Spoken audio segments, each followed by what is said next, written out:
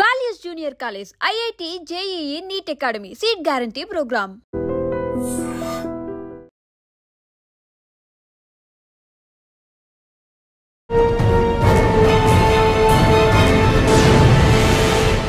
ఇప్పుడు ఆంధ్రప్రదేశ్ రాష్ట్రం కానీ తెలంగాణ రాష్ట్రం తీసుకుంటే బెజవాడ పోలీసులు ట్రాఫిక్ కంట్రోల్ చేయడంలో ట్రాఫిక్లో ఎడ్యుకేట్ చేయడంలో నెంబర్ 1 ఉన్నారని దాంట్లో ఎలాంటి అతిశక్తి లేదు. ఆ టీమ్ లీడర్ ప్రస్తుతం అంటున్నారు ఆయనే AVL ప్రసన్న కుమార్ గారు, అడిషనల్ DCP ట్రాఫిక్ బెజవాడ.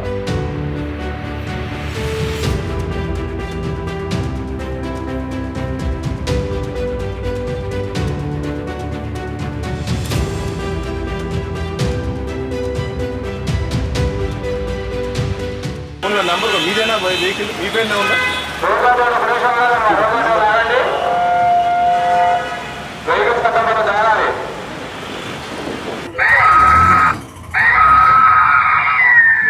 ఏంటి మమ్మీ ఎవడీడు మందు అంతలాగా అక్కడ ఉంటే ఇక్కడ వస్తుంది వాసన. పుట్టినరోజు సార్ నాది. అరే రే రే రే పెద్ద సమస్య వచ్చి పడిందే, ఇప్పుడు ఏం చేద్దాం? మరి క్వార్టర్ అంటున్నావు ఇప్పుడు సార్ మళ్ళీ అది కూడా వచ్చిద్దాం. చూసారా సార్ డబుల్ యాక్షన్. అది ఎందుకు వస్తుంది ఇక్కడికి? నిన్ను వదిలేమన్నా నువ్వు వదిలేవా బాబు నువ్వు అసలు. బండి ఎంతమంది ఎక్కారు? బండి నడిపోడు నీకే తెలియట్లే. శివ నాలుగు కూడా ఎక్కిన సంగతి నాకు తెలియదు. నాలుగు కూడా ఎవరు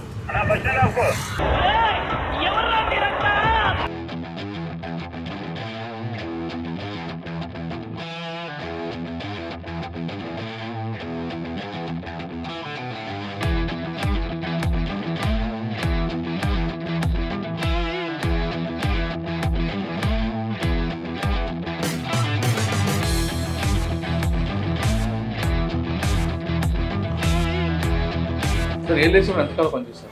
2 years పనిచేస్తారు. అక్కడ మీకు బాగా గుర్తుండిపోయిన కేసు అనుకుంటున్నారు? మావోయిస్టే ఉందండి. స్టేషన్ మీద అటాక్ చేసి 36 తుపాకులు తీసుకెళ్ళిపోవడం. సార్ పెద్దాపురం అనగానే అప్పట్లో ప్రాస్టిట్యూషన్ అది ముద్ర ఉంది. ఆ ముద్ర నుంచి మీరు ఎలా బయటపడ్డారు? ఆ ముద్రని కంట్రోల్ చేయడానికి ఏం చేస్తారు? నాకు ఏ హ్యాబిట్స్ ఈ రోజుకి ఏం లేవండి. అదొకటి అడ్వాంటేజ్, బిగ్గెస్ట్ అడ్వాంటేజ్. రెండోది ఏంటంటే అండి దాని ఆరిజిన్ చెప్పండి అసలు. పెద్దాపురం ఎందుకు అంత వచ్చింది? సీక్రెట్గా మనం రైడ్ చేస్తే వెళ్ళి అన్ని చుట్టూరు కర్టన్స్ ఉంటాయి, వెనకాల ఏదో ఒక డోర్ ఉంటుంది. ఆ డోర్ లోపల బిటులను దాస్తూ ఉంటారు. లేదు శానిటరీ బాత్రూంలోకి వెళ్తే బాత్రూమ్ వెనకాల గోడకు కూడా ఒక డోర్ ఉంటుందండి, దాని వెనకాల దాస్తారండి. ఎక్కడికి వెళ్ళినా మనకు కనపడరండి. చిన్న పెట్టి రీజన్స్ మటర్ అవుతుంటాయి ఎందుకండి? వాళ్ళు చచ్చిపోమంటే చచ్చిపోతారండి, ఎదుటి నరికేమంటే నరికేస్తారు. ఎందుకు తెలియదు, ఏంటో తెలియదు.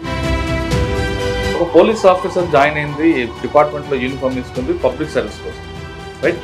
ఇక్కడికి వచ్చాక కొంతమంది ఆ పార్టీ వాడని ఈ పార్టీ వాడని ముద్రేస్తారు యూనిఫామ్ సర్వీస్ వాళ్ళు.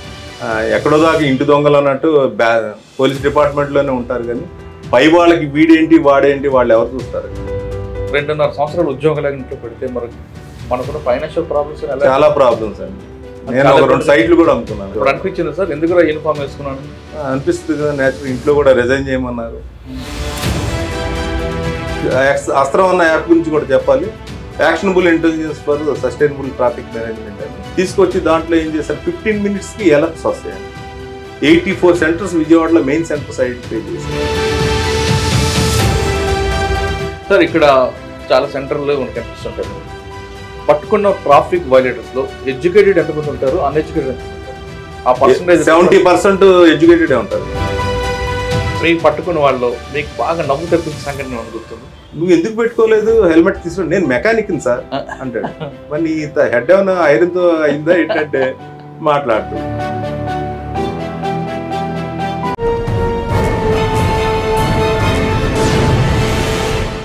Welcome to crime diaries. Vijayawada అనగానే ఒకప్పుడు రౌడిజం, ప్రస్తుతం ట్రాఫిక్. కానీ విజయవాడ పోలీసులు మాత్రం ట్రాఫిక్లో ఎన్ఫోర్స్మెంట్ కన్నా ఎడ్యుకేట్ చేయడంలో నెంబర్ 1 కనిపిస్తున్నారు. బెజవాడ కమిషనర్ రాజశేఖర్ బాబు ఆదేశాలతో ట్రాఫిక్ డీసీ, అడిషనల్ DCPతో పాటు వాళ్ళ టీం అంతా కూడా ఏ జంక్షన్లో చూసినా రోడ్డు మీద రావడం, ప్రజలకి అవగాహన కల్పించడంలో ముందు కనిపిస్తున్నారు.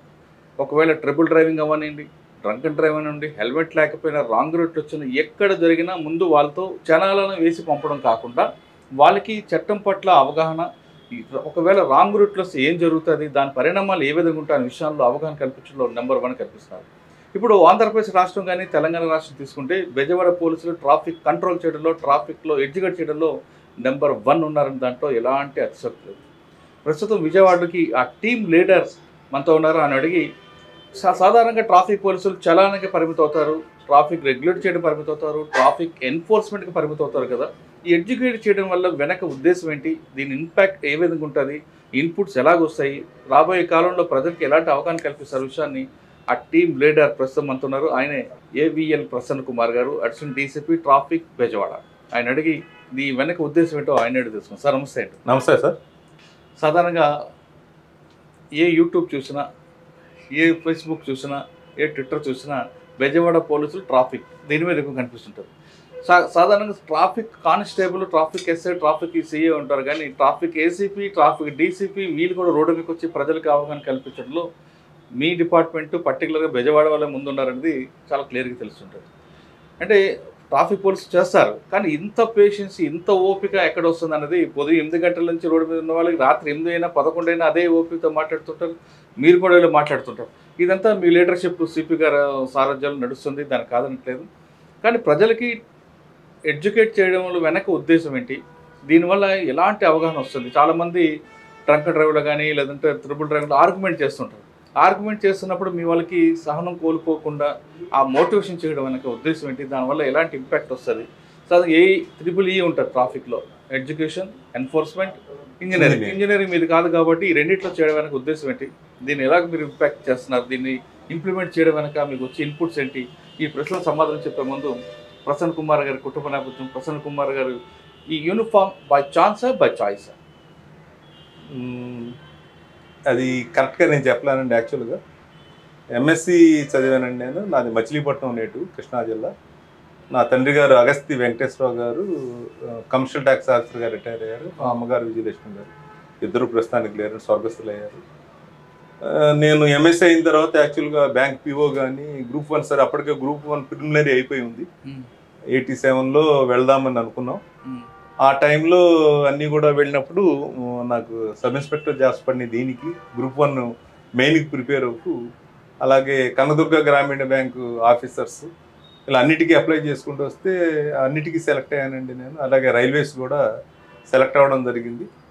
ఉన్న వాటిలో బెస్ట్ చాయిస్ పోలీస్ అంటే దాంట్లో నేను ఆ రకంగా నేను మా ఫ్యామిలీలో కూడా అంతకుముందు మా ముత్తాత గారు అగస్త్య భోగయ్య నాయుడు గారు అని ఇక్కడ 1 టౌన్ ఎస్ఐగా చేశారు, రిటైర్ అయ్యారు వారు, ముత్తాత గారు. మళ్ళా మా మామగారి హస్బెండ్ కొనపరెడ్డి రామారావు గారు అని హెడ్ కానిస్టేబుల్గా చేస్తూ గుండెపోటు వచ్చి చనిపోయారు. తర్వాత ఎవరూ లేరు, అంత ఇంట్రెస్ట్ లేదు, అనుకోకుండా రావడం, ఆ ప్యాషన్ డెవలప్ చేసుకోవడం.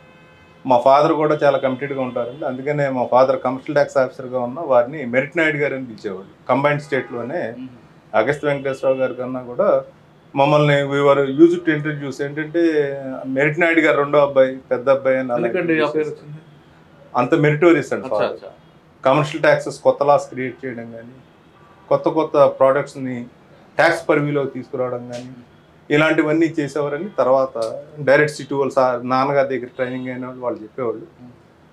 అందుకని అందరూ కూడా ఇంకో మాట అంటూ ఉండేవాళ్ళు, మెరిట్ నాయుడు గారి పిల్లల్లో మెరిట్ ఉంటుందా లేకపోతే పండిత పుత్ర పరమసుంట అన్నట్టు ఉంటారా అని కామెంట్ చేస్తూ ఉండేవాళ్ళు.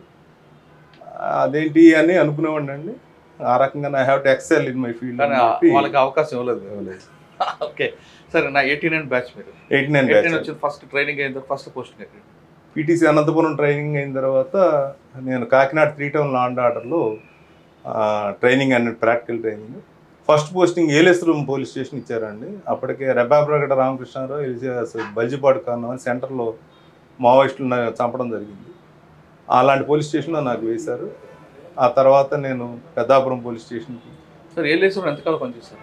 2 years పనిచేస్తాను. ఓకే, అక్కడ మీకు బాగా గుర్తుండిపోయిన కేసు అని గుర్తుందా? అది మావోయిస్టే ఉందండి. అది ఆర్టీసీ బస్ డిపోని తగలబెట్టడం జరిగింది నైట్ టైం వచ్చి. ఆ టైంకి ఫోర్సెస్ అంతా కూడా లింగంపర్తి అదర్ ఏరియాస్లో బందోబస్తులో ఉన్నారు. స్టేషన్లో ఒక 3 మించి లేరు. అలాంటి టైంలో తీసుకున్నారు. అప్పటికి నేను వెళ్ళటం జరిగింది, అయినా కూడా అది అవ్వలేదు. అలాంటి యాక్టివ్ ప్లేస్ అండి అది. నేను ఫర్ ఎగ్జాంపుల్ అది ఎంత గేట్వే ఆఫ్ ఏజెన్సీ అంటారు.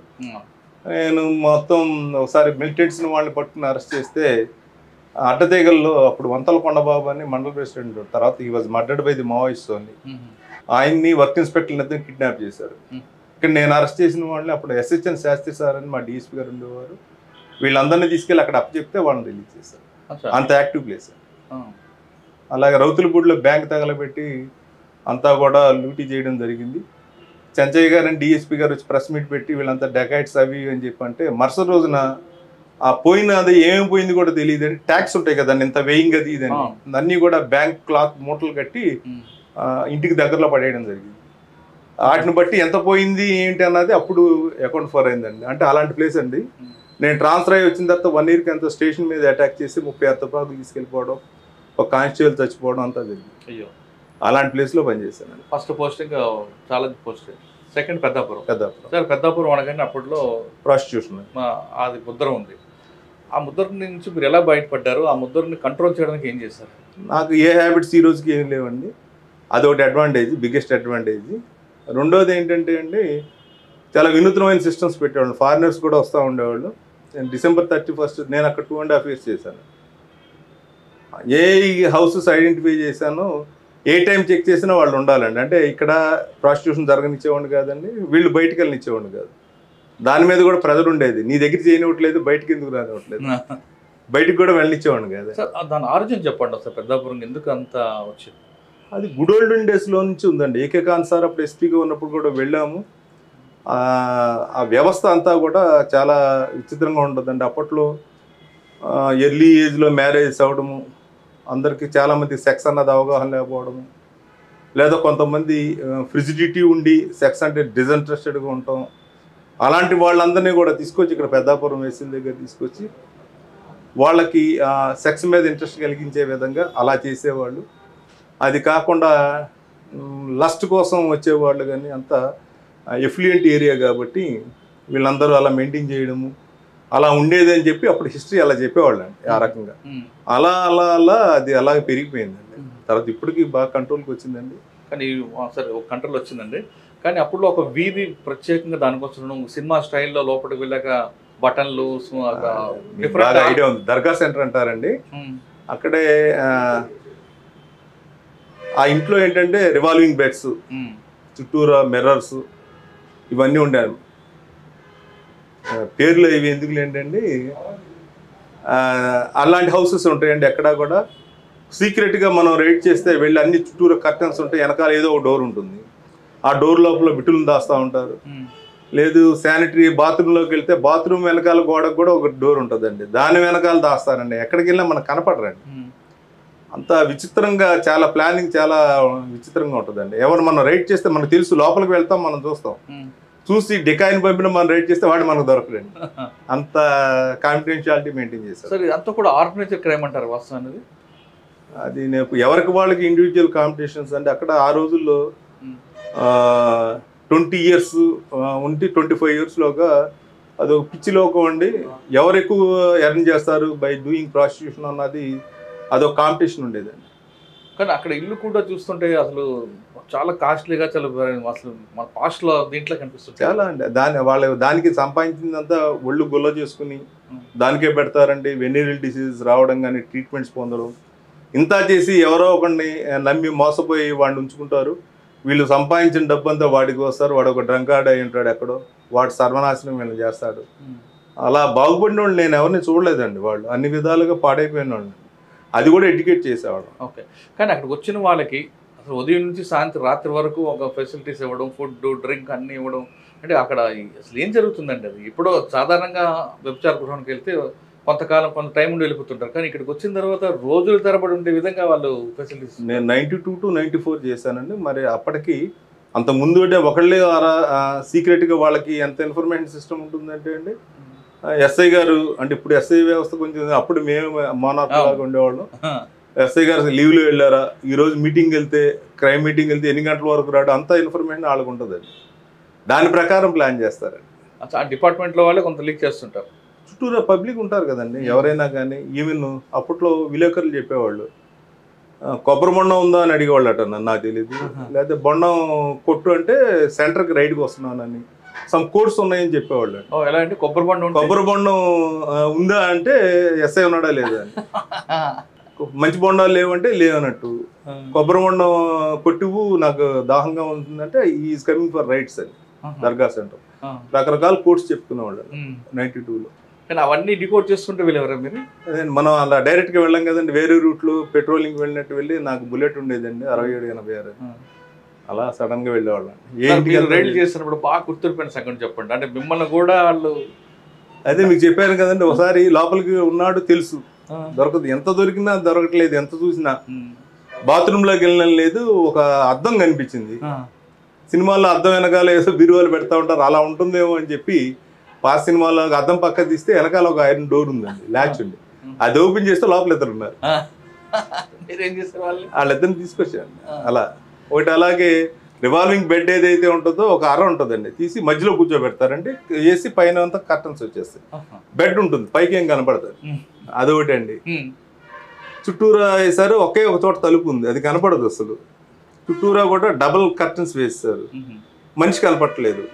గోడను తడుముకుంటూ వెళ్తే ఒక చోట డోర్ తగిలింది, అప్పుడు ఆ కర్టన్స్ తీసి అది తీస్తే లోపల.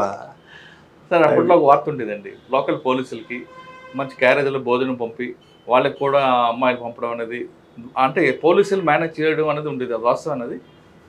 నేను చెప్పాను కదండి, నాకు ఏ హ్యాబిట్స్ లేవు. నా తర్వాత చేసిన ఇద్దరు ఆఫీసర్ నా బ్యాచ్ వాళ్ళకి కూడా ఏ అలవాట్లు లేవు. లేనప్పుడు హౌ కెన్ దే మేనేజర్స్ అని నా గురించే చెప్పుకోవడం కాదు, నా తర్వాత చేసిన ఇద్దరు ఎస్ఐలు కూడా లేదు. మరి ముందోళ్ళకు ఉందో తెలియదు, స్టాఫ్ని అలా మేనేజ్ చేస్తారని అనేవాళ్ళు. సార్ పెద్దాపురం బాగా గుర్తుండిపోయింది మీకు, నాకు మంచి పేరు కూడా తీసుకొచ్చిందండి. అంటే అక్కడ మార్పు తీసుకురావడము, నెక్స్ట్ ఏ హ్యాబిట్స్ లేకుండా ఉండి అక్కడ పనిచేయడం అన్నది కూడా ఒక ఛాలెంజ్. అక్కడికి వెళ్ళాక ప్రవరాకుడి లాగా మారిపోయిన వాళ్ళు ఉన్నారండి, బట్ బై గాడ్స్ గ్రేస్ నేను నాకు అలా. అంటే అక్కడ ఎరా వేస్తుంటారు కదండి? వేస్తారు. ఓకే, పెద్దాపురం తర్వాత అండి? తర్వాత గొల్లపురంలో ఒక 6 నెలలు వెళ్ళండి. అక్కడి నుంచి కాకినాడ 3 టౌన్ ల్యాండ్ ఆర్డర్కి వచ్చి 3.5 సంవత్సరాలు చేసి. అక్కడేమో సార్ గుర్తుండిపోయింది కాకినాడ? అదంతా కూడా స్లమ్ ఏరియా అండి, అంతా కూడా సినిమా రోడ్ అంటారు, సినిమా రోడ్డు, బ్యాంక్పేట అవన్నీ ఉంటాయండి, మసీద్ సెంటర్ ఇవన్నీ కూడా, సూర్యనారాయణపురం ఇవన్నీ ఉంటాయి. ఎవరండి ఎస్పీ అప్పుడు? నాకు వినయరంజన్ రే గారండి. పోస్టింగ్ ఇచ్చిన వారు ఏకే ఖాన్ గారండి. తర్వాత ఏకే ఖాన్ గారు వెళ్ళిపోయినాక వినయరంజన్ రే గారు వచ్చారు. తర్వాత వినయరంజన్ రే గారి తర్వాత త్రిపాఠి గారు వచ్చారు. ముగ్గురు ఎస్పీలు ఉన్నారు, నేను మాత్రం 3 టౌన్ 3 సంవత్సరాలు చేశారు. సార్ ఓకే, కాకినాడ తర్వాత? కాకినాడ తర్వాత రావులపాలెం ఎస్ఐగా వెళ్ళాను, అక్కడ 3 years చేశాను. రావులపాలెం అనగానే ఎక్కువ ట్రాఫిక్ జామ్లు, రోడ్ యాక్సిడెంట్స్ అండి, అది ఎలా కంట్రోల్ చేశారండి? ఒక్కసారి రావులపాలెం దగ్గర జామ్ అయిందంటే ఇటు రాజమండ్రి, ఎందుకంటే అప్పుడు సింగిల్ బ్రిడ్జ్ ఉండేది, గౌతమి బ్రిడ్జ్, రోడ్లు కూడా బాగుండేవి కాదు. అప్పుడు జొన్నాడ అంటే ఆలమూర్సి ఎస్ఐ ఎవరైతే ఉంటారో అతనితో కోఆర్డినేషన్ ఉంటే తప్పితే అవదండి. అదేవిధంగా కోనసీమకి గేట్వే అండి, అప్పట్లో యానాం బ్రిడ్జ్ ఇవేమీ లేవండి. దానివల్ల ఈ లోపలికి వెళ్ళాలన్నా అది చాలా ప్రాబ్లమేటిక్గా ఉండేది. ఎన్నో జరుగుతుండే, ఒక్కసారి మాత్రం more than 30 hours జామ్ అయిందండి. యాక్సిడెంట్ అయ్యి 2 చనిపోవడం, అది తీసేలోగా వెనకాల మళ్ళీ ఇంకో యాక్సిడెంట్ అవ్వడం, ఒక లారీ ఎర్లీ అవర్స్లో బ్రిడ్జ్ మంచి కింద పడిపోవడం ఆలమూరు వైపు జొన్నాడ జంక్షన్ దగ్గర. ఇలా జరిగేసరికి ఈ రోజు ఈవినింగ్ మొదలైంది, మరుసటి రోజు రాత్రి వరకు కూడా అలా వెళ్తూనే ఉంది, క్లియర్ చేసుకుంటూ వెళ్ళాల్సి వచ్చింది. అక్కడే washed hour teeth and all those mouth wash చేసుకుని అక్కడే కంటిన్యూ అవ్వాల్సి వచ్చింది. అదొకటే చాలా బెటర్ ఎక్స్పీరియన్స్ నాకు రావులపాలెం. సిద్ధాంతం బ్రిడ్జ్ దగ్గర అంటే సిద్ధాంతం అది బార్డర్ కదండి, అక్కడ అంత ప్రాబ్లం రాదు, ఇది బ్రిడ్జే మనకి ఇదే వస్తుందండి. తర్వాత ఇప్పుడు బాగా అయింది కానీ నేను అక్కడే మళ్ళీ తర్వాత రావులపాలెం ఇన్స్పెక్టర్ కూడా 2 years చేశాను. అప్పుడు అదే ప్రాబ్లం కంటిన్యూ అయిందా?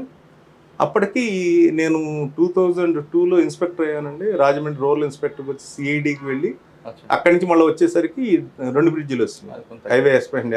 రావులపాలెం ఎస్ఐ దగ్గర చూసారండి, సిఐగా ప్రమోషన్ వచ్చింది. ప్రమోషన్ రాజమండ్రి రూరల్ ఇన్స్పెక్టర్కి వచ్చానండి ఒక 1 year. అక్కడి నుంచి సిఐడికి వెళ్ళానండి 1 year. రాజమండ్రిలో రూరల్లో మీకు వచ్చిన ఛాలెంజ్ ఏంటి?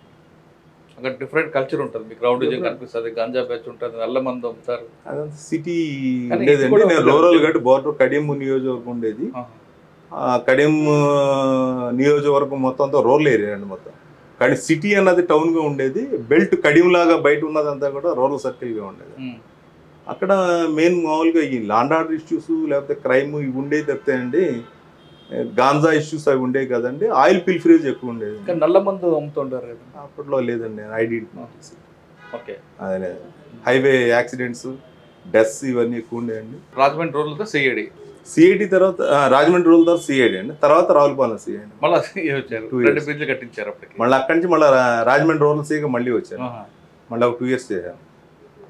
అక్కడి నుంచి మారేడి మిల్లి వెళ్ళానండి, 2 years 1 month చేశాను. అక్కడ ఏమో ఎదురైంది మారేడు మిల్లి? మావోయిస్టులు కదండి, అది ఏజెన్సీ బూమింగ్ ఆపరేషన్స్ అవి అంటే మీకు వాళ్ళు టార్గెట్ చేయలేదా? ఆల్రెడీ ఏలేశ్వరంలో ఉంది కదా మీది, ఉంటుందండి అన్ని. మారేడి మిల్లి తర్వాత మన రాజమండ్రి టౌన్ సిఐగా వచ్చాను. వచ్చి అక్కడి నుంచి ఎలక్షన్స్లో 5 yearsలో 3 years నుంచి ఒకే జిల్లాలో ఉండకుండా ఆ దీనిలో గణపురం సిఐగా 2009లో వెళ్ళి అక్కడి నుంచి వచ్చిన తర్వాత ఇన్స్పెక్టర్గా ప్రమోట్ అయ్యాను, డిఎస్పీగా 2010లో. సార్ రాజమండ్రి టౌన్లో పనిచేస్తున్నప్పుడు మీకు రౌండ్ విజయం వాళ్ళతో మీకు ఇబ్బంది రాలేదు? ఎందుకంటే ఎక్కువ ట్రబుల్ మాంగర్స్ ఎక్కువ కనిపిస్తుంటారు. గోదావరి బ్రిడ్జ్ దగ్గర కానీ, కోటకుమ సెంటర్ కానీ, ఇవన్నీ కూడా ఎప్పుడు ఫుడ్ పెట్రోలింగ్ ఉండేదండి. అప్పుడు నాగిరెడ్డి గారు ఎస్పీగా ఉండేవాళ్ళు సార్. వారే కావాలని నేను ల్యాండ్ ఆర్డర్ కంట్రోల్ చేస్తాను అని చెప్పి నమ్మకంతో తీసుకురావడం జరిగింది. నేను వచ్చే టైంకి 2 monthsలో 8 murders అవ్వడం జరిగింది. నేను ఆల్మోస్ట్ ఆల్ చిన్న పెట్టి రీజన్కి మర్డర్ అవుతుంటాయి. ఎందుకండి రాజమండ్రిలో ఇంకా అది ఎంతేనండి, ఇంకా పెట్టి రీజన్ అంటే వాళ్ళిద్దరికి అది చాలా బిగ్గెస్ట్ రీజన్గా కనిపిస్తుంది అండి. ఆ తర్వాత రౌడీ షీటర్స్ అందరూ ఇప్పుడు ఉన్నంత యాక్టివ్గా అప్పుడు లేదు కాబట్టి బాగానే మంచి పోలీస్ గౌరవం బాగానే ఇచ్చేవాళ్ళం. తీసుకొచ్చి గట్టిగా ఫుడ్ పెట్రోలింగ్ అయ్యేది, నిత్యం ఏదో ఒక ఏరియాలో పెట్రోలింగ్ ఉంటుంది. ఈవినింగ్ 5 to 7 లాండ్ ఆర్డర్ అయినప్పటికీ మేము ట్రాఫిక్ రెగ్యులేట్ చేయడం, ఫుడ్ పెట్రోలింగ్ చేయడం అదంతా జరిగేదండి. అది ఎఫెక్టివ్గా ఉండేది. దాని తర్వాత ప్రమోషన్ సిఐడి డిఎస్పీగా 1 year చేశాను. అక్కడి నుంచి కాశీబుగ్గ శ్రీకాకుళం జిల్లా అక్కడ ఎస్డిపిఓగా అక్కడ 1 year 7 months చేశాను. అక్కడే వచ్చిందని ఛాలెంజ్, అక్కడే బిగ్గెస్ట్ ఛాలెంజ్ కదండి. ఎలక్ట్రికల్ ప్లాంట్ ఉంది కదండి, దానివల్ల అక్కడ యాజిటేషన్ ఫైరింగ్ అవ్వడం అన్ని, తర్వాత మళ్ళీ అన్ని మినిస్ట్రియల్ ఎంక్వైరీలు అవ్వడం అన్ని కూడా నేను ఉన్నానండి అక్కడ. ఫైర్ తప్పనిసరి చేయాల్సి వచ్చిందా? తప్పనిసరి అటాక్ చేసి ఆల్ వర్ బీటన్ అప్ అండి. So many took to heels అండి. ఐ వాజ్ బీటన్ అప్ అండి. అప్పుడు ఫస్ట్ ఫైరింగ్ ఓపెన్ వడ్డిదాండ్ర అన్న విలేజ్ దగ్గర చేయాల్సి వచ్చింది. తర్వాత 2 రోజులు అయిన తర్వాత ఇక్కడ అవుతుంటే కరెక్ట్గా పిఎన్ అండి పోదినాయుడుపల్లి అని చెప్పి అక్కడ జరుగుతుంటే అక్కడ ఐపీఎస్ ఆఫీసర్స్ చుట్టూరా మోర్ దాన్ 1000 రౌండప్ చేయడం, ఒక బొలెరో వాహనాన్ని తగలబెట్టడం. అదే టైం సెట్లో నన్ను అక్కడికి వెళ్ళమంటాం. నేను 15 మందిని తీసుకుని పెరిఫరల్గా లాఠీ చార్జ్ చేసుకుంటూ క్లియర్ చేసి ఆఫీసర్స్ని చేసినప్పుడు అప్పుడు ఒక 3 చనిపోయారండి. సార్ ఆ సంఘటన ఒకసారి రివీల్ చేసుకుంటే అంటే ఆర్గనైజర్గా చేశారనిపిస్తుంది అదండి? అది ఆర్గనైజరే కదండి. అంతకుముందు మీరు ఫోటోగ్రాఫ్స్ అవి చూస్తే ఆకాశ లక్కవరం ఉంటుంది, సుబ్బరామరెడ్డి అని ఉండేవాడు. విలేజ్లోకి వస్తే అదేదో సినిమాలో లాగా ముసుగులు వేసుకుని హాట్ ఆయిల్ తయారు చేసి పోలీసులు వస్తే పోలీసుల మీద పోసేస్తామని చెప్పి, అది లీడర్ బేస్డ్. వాళ్ళు చచ్చిపోమంటే చచ్చిపోతారండి, ఎదుటోడిని నరికేమంటే నరికేస్తారు. ఎందుకు తెలియదు, ఏంటో తెలియదు. మేము మీకు వాళ్ళు ఒకటే చెప్తారండి, పోలీసులు మనల్ని చంపడానికి వస్తున్నారు, చచ్చిపోదాం చంపుదాం అని అడిగేవాళ్ళు. మనం చావడం ఎందుకు, చంపుదాం, లేకపోతే చంపి మనం చద్దాం అనేవాళ్ళు అండి. అసలు మేము వాళ్ళని ఎందుకు చంపుతాం, మాకు అవసరం ఏంటి అని చెప్తే వాళ్ళకి అర్థం కాదండి, లీడర్ చెప్తేనే అర్థం అవుతుంది. అది ప్రాబ్లం అండి అక్కడ. దానికోసమే చాలా ఎడ్యుకేషన్ చేయాలి. దాని వెనక పొలిటికల్ గేమ్ ఉందంటారు ఏమన్నా? నాకు సుబ్బరామరెడ్డి అన్నవాడు ఆ విలేజర్స్ని మోటివేట్ చేసి వాళ్ళందరినీ చేసి తర్వాత అతని వారంట్ తీసుకోవడం, అతన్ని చేజ్ చేయడం అన్నీ జరిగింది. ఇప్పుడు నార్మల్ అయినట్టున్నాడు అండి. పేరు స్టిల్ ఐ రిమెంబర్, సుబ్బరామరెడ్డి, ఆకాశ లక్కవరం. అలా సోంపేట కూడా అయింది. తర్వాత ఈ ఇన్సిడెంట్ అయింది అనమాట. సోంపేటలోనూ టెంట్ వేసారు డాక్టర్ కృష్ణమూర్తి గారు వాళ్ళు. తర్వాత వాళ్ళు సక్సీడ్ అయ్యి అన్నీ కూడా ఆ లైసెన్స్లన్నీ క్యాన్సిల్ చేయించారు అక్కడ. మరి ఇక్కడ ఏమైందో నాకు తెలియదు. ఓకే, కాసేపు తర్వాత అండి గుంటూరు స్పెషల్ బ్రాంచ్ డిఎస్పీకి వచ్చారు అర్బన్. 2014 ఎలక్షన్స్ వరకు ఉన్నాను. అయిన తర్వాత అక్కడి నుంచి ట్రాన్స్ఫర్ అయ్యి రాజమండ్రి నార్త్ డిఎస్పీకి వచ్చారు. అక్కడ చేశానండి, అక్కడ ఒక 2.5 సంవత్సరాలు. తర్వాత మీకు ఎస్ఐ, సిఐ, డిఎస్పీ ఈ 2 సిఐలు డిఎస్పీ అండి. Rural CI, town CI and DSP. Ravulapalem SI, CI, Amalapuram DSP అండి. అమలాపురం కోనసీమ డిఎస్పీగా చేశానండి 16 మండలం. రాజమండ్రి డిఎస్పీకి వచ్చినప్పటికి చేంజెస్ ఏమొచ్చాయండి? రాజమండ్రి డిఎస్పీకి వచ్చేసరికి అప్పుడు డివిజన్స్ వచ్చినాయి కదండి. ఈస్ట్ డిఎస్పీ అని, south DSP, central DSP, north DSP. నేను చేసిన ఏరియా అంతా 4 డిఎస్పీలకి వెళ్ళిందండి. ఆ కోరుకొండ ఏరియా ఆ ముక్కకి నేను డిఎస్పీగా వెళ్ళాను. అదే సార్ క్రైమ్ నేచర్ మారిందంటారా అప్పుడు? అంటే అంత చాలా అప్పట్లో రౌడీజం అయినా అన్ని పోయినాయండి. అంటే మీరు ఫస్ట్ లో వచ్చేసరికి ట్రెడిషనల్ క్రైమ్ ఉండేది. అప్పుడు రౌడీజము, పొలిటికల్లీ మోటివేటెడ్ రౌడీ అవన్నీ లేవండి మొత్తం అంతా లేదండి. ఇంకా పొలిటికల్గా పార్టీ పరంగా అవి ఉంటుంది తప్పితే అదర్వైజ్ ఒకప్పుడు రాజమండ్రి జాబ్ చేయడానికి వెళ్ళాలన్నా ఉండటానికి వెళ్ళాలన్నా భయపడేవాళ్ళు. ఇప్పుడు బెస్ట్ ప్లేస్ అండి రాజమండ్రి. ఎందుకంటే ఎయిర్పోర్ట్ దగ్గరలో ఉంది, మెయిన్ రైల్వే స్టేషన్ ఉంది, హైవే ఉంది, ఎడ్యుకేషన్ ఉంది అక్కడండి, మెడికల్ ఫెసిలిటీస్ ఉంది, ఆల్ ఫెసిలిటీస్ బాగుంటుంది బ్రహ్మాండంగా అండి. పక్కన గోదావరి ఉంటుంది, మంచి భోజనం, బెస్ట్ ప్లేస్ అండి. ఒకప్పుడు భయపడేవాళ్ళు, ఇప్పుడు everyone can prefer Rajahmundry. Sir Rajahmundry తర్వాత అమలాపురం. అక్కడే ఉంది సార్, అక్కడ క్యాస్ట్ సిస్టమ్స్, ఏ డెత్ అయినా రోడ్డు మీద పెట్టి బాడీ ఇచ్చేయడము. అక్కడ ఎన్ని సామాజిక వర్గాల మధ్య గొడవ జరుగుతుంటాయి? 2, 3, 1 మధ్య ఉన్నప్పుడు అంటే ఇప్పుడు ఎస్సీ సామాజిక వర్గం, కాపు సామాజిక వర్గం, సెట్టిబల్జ, ఈ 3 ప్రధానంగా ముగ్గురు మధ్య ఉంటుందండి. ఏ ఇష్యూ అయినా కూడా యాక్చువల్గా మెయిన్ నాయకుల మధ్య ఉండదండి. తిరగగా తిన్నది అరక్క, ఎవరైనా ఇద్దరు కొట్టుకుంటే అనుకోకుండా ఇద్దరు ఆ 2 కులాలు అయితే ఈడెళ్ళిపోయి మనల్ని అన్నాడు అని అంటాడు, వాడెళ్ళి మనల్ని అన్నాడు అంటాడు. అంతేగాని ఏం జరిగింది అన్నది క్రక్స్ ఆఫ్ ది ఇష్యూలోకి వెళ్ళే ఇష్యూ ఉండదండి. ఉండదు, తర్వాత వస్తుందండి. అసలు గొడవ పొలిటికల్ కానీ లేకపోతే ఒక కుల నాయకుడు కొట్టుకోమంటాం కానీ అలా ఉండదండి. సైకిల్ ఇది జరిగి ఇది 2 గుద్దుకోవచ్చు, లేకపోతే ఏదైనా అవ్వచ్చు. వీడేదో వాళ్ళ బూతులు తిప్పితే వాడొచ్చి కొడితే ఆడు వేరే కులాలు అయితే అలా వెళ్ళిపోతాయి. అదే అటువంటి సంఘటన ఎదురైందండి అక్కడ అమలాపురంలో. అయ్యే ఎక్కువ ఉంటాయండి అవి. వాళ్ళది ఎస్సీ ఎస్టీ కేసు పెట్టడం, వాళ్ళు పెట్టారని వీళ్ళు ఎస్సీ ఎస్టీ కూడా అన్ని ఫాల్స్ కేసు అంటారు చూడండి. ఇదండి ఇమోటివేటెడ్ గా ఉంటాయండి ఎక్కువ. సార్ మీరు పనిచేసిన టైంలోనూ తర్వాత అంబేద్కర్ బొమ్మలు తీసుకొచ్చి బావిలో పడేయడం అది అప్పుడైనా? అది చాలా ముందు అండి, చాలా ముందా. చెప్పుల దండలు వేయడాలు అవన్నీ కూడా ఇప్పుడు నేను రావులపాలెం ఎస్ఐ ఉన్న టైంలోనండి. అంటే 98, 2000 ఆ టైంలో జరిగాయి. అంటే కావాలని చేస్తారా ఏంటి? గొడవలు సృష్టించడం కోసం వాళ్ళలో వాళ్ళే చేస్తారు, బయట చేస్తాడు. మీకు నాకు గొడవ అయితే రెండింటిని ఫ్లేర్ అప్ చేయాలంటే థర్డ్ పర్సన్ కూడా వచ్చి వేసేస్తాడు. అదే అండి, అది ప్రాబ్లం అక్కడ. ఎందుకంటే ఎవరు చేశారు అన్న ప్రతి వాళ్ళకి కూడా మహానుభావుడు అంబేద్కర్ గారి విగ్రహాన్ని పావుగా తీసుకోవడం అన్నది బాధాకరం. తర్వాత అమలాపురం అయిన తర్వాత మధురవాడ ఏసీపీగా వెళ్ళానండి.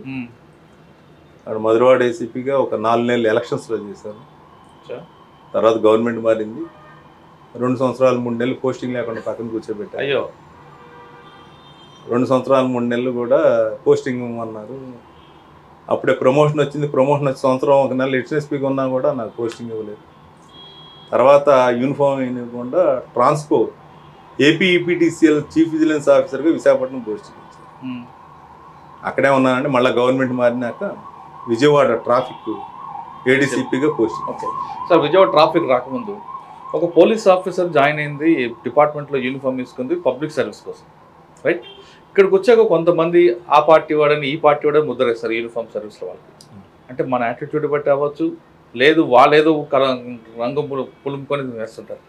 ఇప్పుడు మీలాంటి వాళ్ళకి సిన్సియర్గా పనిచేసుకొస్తున్న వాళ్ళకి ఈ విధంగా కలర్ వేసి పక్కన పెడితే మీ మనోభావం దెబ్బతిందో? ఎందుకు దెబ్బతినమండి? చేసేవాళ్ళు ఎక్కడో దాకా ఇంటి దొంగలు అన్నట్టు పోలీస్ డిపార్ట్మెంట్లోనే ఉంటారు, కానీ పై వాళ్ళకి వీడేంటి వాడేంటి వాళ్ళు ఎవరు చూస్తారు? ఇక్కడ చెప్పేవాళ్ళే మన గురించి తప్పుగా చెప్పడం జెల్సీ వల్ల. ఇలాంటి వాళ్ళని ప్రొటెక్ట్ చేసే ఆఫీసర్ లేరు, సీనియర్ ఆఫీసర్ లేరు. అసలు ఇప్పుడు మాట అనేది ఎక్కడా లేదండి. అది ఎలా జరుగుతుందండి సార్? అటువంటి 2.5 సంవత్సరాలు ఉద్యోగాలు ఇంట్లో పెడితే మరి మనకున్న ఫైనాన్షియల్ ప్రాబ్లమ్స్ చాలా ప్రాబ్లమ్స్ అండి. నేను ఒక 2 సైట్లు కూడా అమ్ముకున్నానండి. ఐ స్వేర్ అని కనకదుర్గమ్మ. అదే మరి అప్పుడు అనిపిస్తుంది కదా, శాలరీ అది ఏమి ఇవ్వకుండా బందోబస్తులు పిలిచేవాళ్ళు, వెళ్ళేవాళ్ళని చేసుకుంటూ వచ్చేవాళ్ళు. అనిపించింది సార్ ఎందుకు యూనిఫామ్ వేసుకున్నాను అనిపిస్తుంది కదా. నేచురల్ ఇంట్లో కూడా రిజైన్ చేయమన్నారు అని మొండిగా అలాగే డిపార్ట్మెంట్లో ఉన్నారు. ఓకే, తర్వాత ప్రభుత్వం మారింది. ఇప్పుడు ట్రాఫిక్ ఏడీసీపీ. అసలు బెజవాడలో ఈ ట్రాఫిక్ అవేరెన్స్, ట్రాఫిక్ మీద ఎన్ఫోర్స్మెంట్ చేయకుండా అవేరెన్స్ చేయాలని ఆలోచన ఎందుకు వచ్చింది మీకు? మీ టీం ఎలా సపోర్ట్ చేస్తుంది? ఎక్కువ ఆర్గ్యుమెంట్ చేస్తామని ఎంత సహనంగా ఎందుకు మాట్లాడుతున్నాం? ఆ యాటిట్యూడ్ ఎలా డెవలప్ చేసుకొచ్చారు? మెయిన్ ఇక్కడ మీరు ముందే చెప్పారు, సిపి రాజశేఖర్ బాబు గారు ఒక రోల్ మోడల్ అండి. నేను జాయిన్ అయినప్పుడు ఫస్ట్ సార్ అడిగినారు, are you willing to work here? ఇంట్రెస్ట్తో వచ్చావా లేకపోతే బై ఛాన్స్? మీరు అడిగినట్టు నేను బై ఛాన్స్ వచ్చాను. I didn't ask for this post. ఇంతకుముందు ఎర్లీగా ట్రాఫిక్లో చేసామని అడిగారు, చేయలేదా? నీకు ఇంట్రెస్ట్ లేదంటున్నావు, బై ఛాన్స్ వచ్చానంటున్నావు కాబట్టి అన్ని ఉద్యోగాలు అందరూ చేస్తారు, ట్రాఫిక్ అన్న చాలా ఇంట్రెస్ట్ జాబ్, నేను తర్వాత నీతో మాట్లాడతానని పంపి he motivated me CP sir motivate చేసిన తర్వాత నువ్వు ఏ రకంగా కావాలన్నా నేను సపోర్ట్ చేస్తాను, ఎప్పుడైనా కానీ మనం ఎక్కడన్నా కానీ నువ్వు లాండ్ ఆర్డర్లో you have left your foot prints, ట్రాఫిక్లో కూడా నీ ఫుట్ ప్రింట్స్ కూడా వదిలి వెళ్తే బాగుంటుంది అని చెప్పి సార్ చెప్పడం జరిగింది. కాబట్టి అంతా చేయాలంటే ఒక్కడి వల్ల సిపి సార్ వల్ల ఒక ఏడీసీపీ వల్ల అవుతుంది, టీం అంతా కూడా ఒక తాటి మీదకి రావాలి. ఫస్ట్ టీమ్ స్పిరిట్ అన్నది కావాలి, టీం వర్క్ కావాలి. కాబట్టి అందరు ఆఫీసర్స్ ఎవరికి వాళ్ళకి బౌండరీస్ ఉంటాయండి, ఇన్స్పెక్టర్స్కి ఎస్ఐస్కి వాళ్ళకి. ఆ రకంగా ఉంటే పక్కన ఏం జరిగిన వీడు వెళ్ళాడు, ఇక్కడ ఏం జరిగిన వాడు రాడు. కాబట్టి టీం వర్క్ కావాలి. కాబట్టి ఐ థాట్ దట్ ముందు ఇలాంటి ట్రాఫిక్ ఇలాంటి విజయవాడని ఫేస్ చేయాలంటే టీం వర్క్ కావాలి. నాకు 11 మంది ఇన్స్పెక్టర్స్ ఉన్నారండి, అదేవిధంగా 20 మంది ఎస్ఐస్ ఉన్నారు, 220 మంది సిబ్బంది ఉన్నారు. తక్కువ సిబ్బంది కానీ ఎక్కువ వర్క్ చూపించాలి. సిపి సార్ ఏ సపోర్ట్ అంటే ఆ సపోర్ట్ అండి. అది ఎందుకంటున్నా అంటే ఏ సపోర్ట్ అంటే ఆఫీసర్ అని పొగట్టడం కాదండి. జనరల్ ట్రాన్స్ఫర్స్ వచ్చినాయి, ట్రాన్స్ఫర్స్ చేస్తే ఇక్కడ చాలా ఈవెంట్స్ మేము చేసామండి, దగ్గర 26 ఈవెంట్స్ అంత సిటీలో. ఇంత హార్డెన్ అయిపోయి ప్రోస్ అండ్ కాన్స్ ఫేస్ చేసిన సిబ్బంది 5 years 6 years దాటిపోయిన వాళ్ళు ఉన్నారు, బాగా చేసేవాళ్ళు.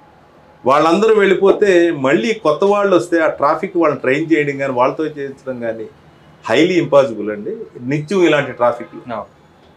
సిపి సార్ని వెళ్ళి ఇంట్రా ట్రాన్స్ఫర్స్ నాకు ఇవ్వండి అంటే, నువ్వు సెలెక్ట్ చేసుకుని మంచోళ్ళు అంటే ఇస్తానని చెప్తే 100 members దాకా నా ట్రాఫిక్ ఒక స్టేషన్ నుంచి ఒక స్టేషన్ సపోర్ట్ అన్న చెప్పి హ్యాండ్ అది ఈసారి ఇచ్చారండి పోస్టింగ్స్. దానివల్ల ఏమవుతుందండి, ఏ ఈవెంట్స్ అయినా కూడా ఇక్కడ వేరే వెళ్ళొచ్చు కానీ ట్రాఫిక్ ఎలా రెగ్యులేట్ చేయాలి, కంజెషన్ వస్తే ఎలా క్లియర్ చేయాలి, ఇంటర్వెన్షన్స్ ఎలా తీసుకురావాలి అన్నది వీళ్ళకి తెలుసండి. నిష్ణాతులు అయిపోయి ఉన్నారు అంతా, ట్రైనింగ్ మొత్తం అందరం అయిన తర్వాత. కాబట్టి ఎలాంటి ఒడిదుడుకులు వచ్చినా ఫేస్ చేయగలుగుతున్నాం. అదే మీరు ఆలోచన 100 మంది బయటికి వెళ్ళిపోయి 100 మంది కొత్త వాళ్ళు వస్తే లాండ్ ఆర్డర్ నుంచి రూరల్ నుంచి అన్ని చోట్ల నుంచి వాళ్ళతో ఏం ఉద్యోగం చేయగలను నేను. ఇన్స్పెక్టర్స్ ఎస్ఐస్ చాలా ఇబ్బంది వస్తుంది, అది పరిస్థితి. అంటే అది ఒక సపోర్ట్. విజన్ చాలా ఎక్సలెంట్ విజన్ ఉంటుంది. టెక్నికల్గా సార్ చాలా సౌండ్ అండి. నేను టెక్నాలజీ, నేను ఓల్డ్ ఆఫీసర్ని కాబట్టి నాకు అంత కాదు. అది కూడా సార్కి చెప్పడం జరిగింది, నో నువ్వు అలా అనకు, నేను ఉన్నాను కదా నీకెందుకు అని చెప్పి ఈ అస్త్రం అన్న యాప్ తీసుకురావాలి. 15 minutes అస్త్రం అన్న యాప్ గురించి కూడా చెప్పాలి. Actionable intelligence for sustainable traffic management అని. ఆగస్ట్ అయిందండి, సెప్టెంబర్ 1st week వచ్చేసరికి ఫ్లడ్స్ వచ్చేసినాయండి. అయిన తర్వాత సార్ ఈ యాప్ తీసుకురావడం జరిగింది. తీసుకొచ్చి దాంట్లో ఏం చేశారు, 15 minutesకి అలర్ట్స్ వస్తాయండి. 84 centers విజయవాడలో మెయిన్ సెంటర్స్ ఐడెంటిఫై చేశారు. దాంట్లో 300 meters కన్నా బిలో ఉంటే మోడరేట్ అని, 300 to 500 అయితే హై అని చెప్పి, 500 బియాండ్ అయితే సివియర్ అని. ఎవ్రీ 15 minutes రావడం వల్ల ఎక్కడైనా కానీ మనకి ట్రాఫిక్ కంజెషన్ అది సివియర్ కానీ హై కానీ వస్తే ఆ పాయింట్లో ఏమవ్వాలండి, 4 వైపులా జామ్ అన్న అవ్వాలి. నెక్స్ట్ ఎక్కడైనా కానీ యాక్సిడెంట్ అవ్వచ్చు, ఎవరన్నా కొట్టుకుంటూ ఆగిపోవచ్చు. ఇలాంటివన్నీ క్యూరియస్ పబ్లిక్ ఉంటారు, ఆన్లుకర్స్. వెంటనే మనం మొబైల్స్ పంపిస్తాం అనమాట. ఇది ఎప్పుడైతే యాప్ ఉందో అది, ఈ యాప్ని సార్ ఇంకా దాంట్లో ఇన్సైట్స్ తీస్తూ ఇలా కాదు, ఇంకా మనకి 84 సెంటర్లు కూడా ఇంత పెద్ద విజయవాడ నగరానికి కార్నర్స్ కూడా ఉన్నాయి కదా, నీ 84 సెంటర్స్ బై రూట్స్ అన్నీ కూడా కలిపి ట్రాఫిక్ అంబాసిడర్స్ అని ఒక సిస్టమ్ పెడదాం అంటే ఒక 413 మందిని ఐడెంటిఫై చేస్తే సార్ మీటింగ్ పెట్టారు. పబ్లిక్ అండి, అంటే వాళ్ళు రెగ్యులర్ కమ్యూటర్ అవ్వచ్చు, ఆటో డ్రైవర్ అవ్వచ్చు, పెట్టి వెండర్ అవ్వచ్చు, షాప్ ఓనర్ అవ్వచ్చు, బిజినెస్ మ్యాన్ అవ్వచ్చు, ఎవరైనా సరే చేసి వీళ్ళందరినీ కూడా గూగుల్ మ్యాపింగ్ చేయించారండి. మీరు గూగుల్ మ్యాపింగ్ చేయించినప్పుడు ల్యాడ్స్ తీయడం జరిగింది. ఎక్కడైతే గ్యాప్స్ ఉన్నాయో అక్కడ మళ్ళీ ఒక 20 మందిని మళ్ళీ ఎన్రోల్ చేసుకోవడం జరిగింది. అప్పుడు వాళ్ళు ఏం చేస్తారంటే వెంటనే నాకు టెలిగ్రామ్ బాట్ యాక్సెస్ ఇవ్వడం జరిగింది. దాంట్లో వాయిస్ మెసేజ్ కానీ అక్కడ ఒక ఫోటో తీసి ఇక్కడ ఇలా జామ్ అవుతుంది సార్ ఇక్కడ అని చెప్పి వాయిస్ మెసేజ్ చెప్పగలరు. కంజెషన్ అలర్ట్స్ అంటే ఇలా ఉంటాయి సార్, ఒకసారి కెమెరా మీరు కూడా చూస్తారండి. ఇప్పుడు లాస్ట్ టైం అంటే 1:15 గంట అంటే ఎక్కడా కూడా మనకి కంజెషన్స్ లేవండి. 128 ఇవన్నీ మోడరేట్గా ఒకవేళ ఎక్కడన్నా హై వచ్చింది మీకు చూపిస్తాను, టైం చూద్దరు కానీ. ఇదిగోండి 400 మీటర్లో service road towards Netaji bridge దగ్గర అని వచ్చిందండి. ఏ టైంకి వచ్చిందండి? 10:45కి. ఇక పక్కన క్లిక్ చేస్తే మనకి గూగుల్ మ్యాప్ వస్తుందండి. మనం ఎక్కడ ఏ ఏరియాలో మనకు కనిపించింది అన్నది చూపిస్తుందండి. ఆ కంజెషన్ ఎందుకు ఉన్నది వెంటనే మనోడు అక్కడ రష్ అయిపోయి వెళ్ళి అది అటెండ్ అవుతారండి. తర్వాత అక్కడ ఏమైంది అన్నది మనము అక్కడ కంజెషన్ అలర్ట్ వచ్చింది కదండి, ఇన్సిడెంట్ అలర్ట్స్లోకి వెళ్తాం. ఇక్కడ చూడండి, ఒక ధర్నా జరుగుతుంది ధర్నా చౌక్ దగ్గర, కాబట్టి ట్రాఫిక్ డైవర్షన్ పెడతాం. ఇక్కడ కొంత కంజెషన్ వస్తుంది, అది ఫోటో తీసి ఈ టెలిగ్రామ్ బాట్లో ఇన్సిడెంట్ అలర్ట్స్లో పెడతాడండి మా వాడు. ఇది దానికి కర్లేట్ అవుద్ది అనమాట. ఓకే, అర్థమైందండి. అలా ప్రతి దానికి అనమాట అండి. ఇది యాక్సిడెంట్ ఏదో అయి ఉంటుంది, కారు మధ్యలో ఆగిపోయింది, బ్రేక్ డౌన్. ఇప్పుడు కాబట్టి అటు ఇటు ట్రాఫిక్ వెళ్ళదు కదండి, ఆటోమేటిక్గా ఆగిపోతుంది. ఇమీడియట్గా మన వాళ్ళు వెళ్ళి న్యూట్రల్ చేసి దీన్ని పక్కకు తీయడం, కానీ అవ్వకపోతే టోయింగ్ వెహికల్ తీసేదాకా ఆగుతుంది. కాబట్టి ఇందులో సింగిల్ లైన్ వెళ్ళగలిగితే అక్కడ మనం రెగ్యులేట్ చేస్తే సింగిల్ లైన్ పంపిస్తాం టిల్ ఇట్ ఈస్ రిమూవ్డ్ అండి. సార్ ఇప్పుడు ఈ సెంటర్లో ఈ ప్రాబ్లం ఉంది కదా, ఈ ప్రాబ్లం ఉంది కాబట్టి కారు ముందు కానీ కారు వెనక వైపు ముందు ఇంకా ఏముండదు కదండి, వెనకాల వైపు అండి. సార్ వెనక కానీ వాళ్ళకి వస్తున్న వాళ్ళకి ట్రాఫిక్ అలర్ట్ వెళ్తుందా? వాళ్ళకి వెళ్ళదండి. ఈ ప్రాబ్లం మనకి రాగానే ఏం చేస్తాండి, ఒకవేళ ఇక్కడ కంజెషన్ అయితే నాకు పాసిబిలిటీ లెఫ్ట్కి తీసుకుని అక్కడి నుంచి ఈ మచిలీపట్నం రోడ్లో కనుక పంపించడానికి ఛాన్స్ ఉందనుకోండి, అక్కడ పెట్టి ఉన్నాయి నేను డైవర్ట్ చేసేస్తాను. దాంతో ఏముంది, అక్కడ కంజెషన్ తగ్గుతుంది. మీన్ వైల్ ఒక టీం ఏం చేస్తుందంటే దీన్ని రిమూవ్ చేస్తుంది.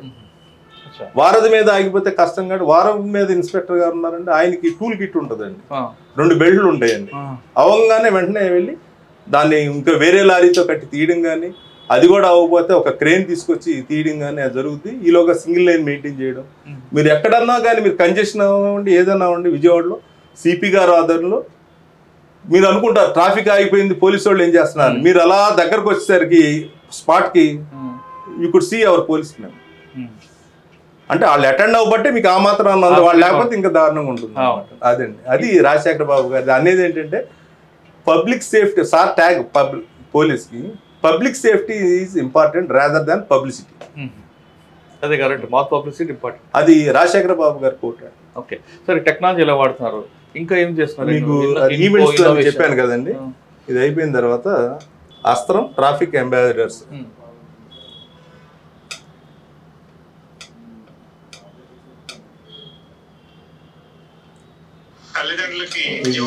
ఎడ్యుకేషన్ కూడా మీరు అడిగారు కదండి, ఎడ్యుకేషన్ జరుగుతూ ఉంటుంది. ఎక్కడ ఏమి ఈవెంట్స్ ఉన్నవి అన్నది. నమస్కారం సార్, యాక్సిడెంట్ అయిన ప్లేస్ లో రీచ్ అయ్యా సార్. ఈ పర్సన్స్ గవర్నమెంట్ హాస్పిటల్ ఆటోలో ఇచ్చి పంపించాను సార్. బస్సు 2 వీలర్ పర్మనెంట్కి హ్యాండిల్ చేస్తాను సార్. నమస్కారం సార్. ఇది నమస్కారం సార్. పూణే మొబైల్ 4 వాళ్ళు సత్యనారాయణ గారు వచ్చారు సార్. హాస్పిటల్ పంపించాను సార్, ఆటోలో గవర్నమెంట్ హాస్పిటల్. ఎవరైతే మనకి ఇన్ఫర్మేషన్ ఇచ్చారో మన వాళ్ళు వెళ్ళిన తర్వాత అతను మళ్ళీ పెడతాడండి, ఏంటి మీ వాళ్ళు వచ్చారు ఇలా షిఫ్ట్ చేశారు ట్రాఫిక్ క్లియర్ అయిందండి. అదర్వైజ్ నా దగ్గర నుంచి గోడింగ్ వెళ్తుందండి, వాట్ యూ హర్డ్ అన్నది.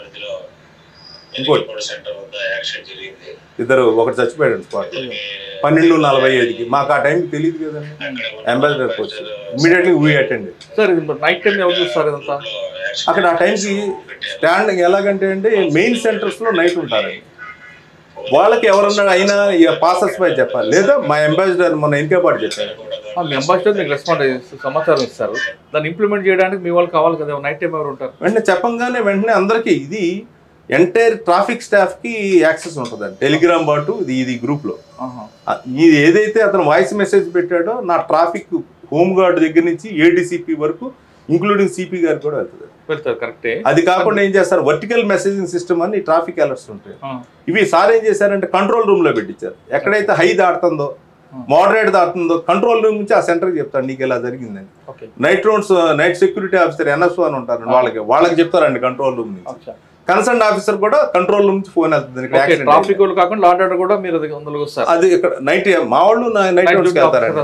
కంట్రోల్ రూమ్ వాళ్ళు మా వాళ్ళకి ఫోన్ చేస్తారు. ఆ రోజు కిషోర్ అని చెప్పి ఇన్స్పెక్టర్ వాళ్ళు వచ్చి షిఫ్టింగ్ అది జరగడం, ఒక ఆయన సీరియస్గా ఉంది, ఒక ఆయన చనిపోయాడు, అయిపోయింది, అలా అటెండ్ అవుతారు. సార్ బెజవాడలో మీరు చాలా కాలం పనిచేస్తున్నారు కాబట్టి ఇక్కడ పబ్లిక్ ట్రాఫిక్ సెన్స్ ఉందంటారా? కొంచెం తక్కువేనండి, ఎంత చెప్పినా కూడా మరి ఇంత ఫైన్ ఎంతో ఎడ్యుకేట్ చేశామండి. ఎడ్యుకేషన్ గురించి అడిగారు కదా, ఎందుకు లేదని అంటున్నానంటే ఏదన్నా స్టెప్ తీసుకునే ముందు డైరెక్ట్గా స్టెప్ తీసుకుంటే సిపి గారు ఒప్పుకోరండి, అసలు ఒప్పుకోరు. ఇది హెల్మెట్ హైకోర్టు మందలించడం, అందరినీ డెత్ రేట్ పెరిగిపోయిందని చెప్పడం, కామెంట్ చేయడం, అది చేసిన తర్వాత హెల్మెట్ ఇంప్లిమెంటేషన్ చేయాలి ఎలాగని చెప్తే సారు అందరిని కూర్చోబెట్టి మీటింగ్ పెట్టి నో హెల్మెట్ నో ఎంట్రీ పెడదాం ఎడ్యుకేషన్. అది ఎలా ఎక్కడ పెట్టాలంటే బెంచ్ సర్కిల్, మహానాడు, రామర్పాడు లోపలికి ఎంటర్ అయ్యేది, ఓల్డ్ పీసీఆర్, బ్యారేజీ, వారధ్ దగ్గర నుంచి నేతాజీ లోపలికి వెళ్ళాడు. 1 month ఏం చేసామంటే ఎవరికి ఫైన్ వేయలేదు. అందుకే చెప్తాను, ఎవరు విజయవాడ పోలీసుని తప్పు పట్టలేరండి. మీరు అన్నట్టు ఎడ్యుకేషన్ ఎంత బాగా చేసామన్నది. ఎవరైతే హడావుడే ఉన్నాడు, ఏ పని ఉన్నాండి, వితౌట్ హెల్మెట్ ఉన్న వాళ్ళు అలౌ చేసేవాళ్ళం కాదు.